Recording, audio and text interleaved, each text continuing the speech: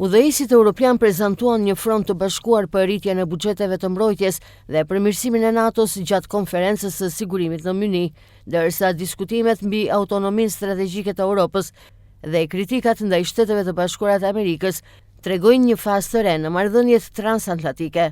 Sipas raportimeve, Europa po i përgjigjet pritjeve amerikane, duke rritur shpenzimet e mbrojtjes e duke synuar të zvogëlojnë varësinë nga Shtetet e Bashkuara të Amerikës.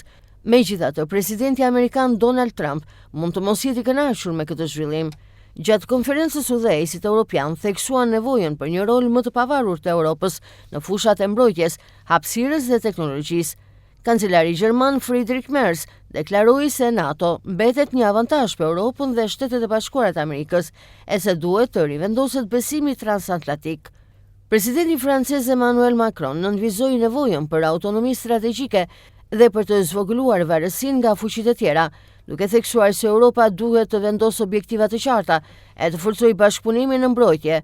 Ai gjithashtu paralajmëroi për nevojën e zhvillimit të fuqisë strategjike përmes teknologjisë dhe burimeve të reja. Nga ana e tyre, zyrtarët amerikanë mirëpritën në rritjen e shpenzimeve të mbrojtjes në Europë, ndërsa Shtetet e Bashkuara të Amerikës fokusohen në strategjinë e azil-paqësorit. Nën sekretari i mbrojtjes Elbridge Colby vlerësoi ndryshimin historik të Gjermanisë në këtë fushë. Udhëheqësit evropian, përfshi kryeministin suedez, theksuan në rëndësinë e ruajtjes së marrëveshjeve transatlantike dhe bashkëpunimit strategjik.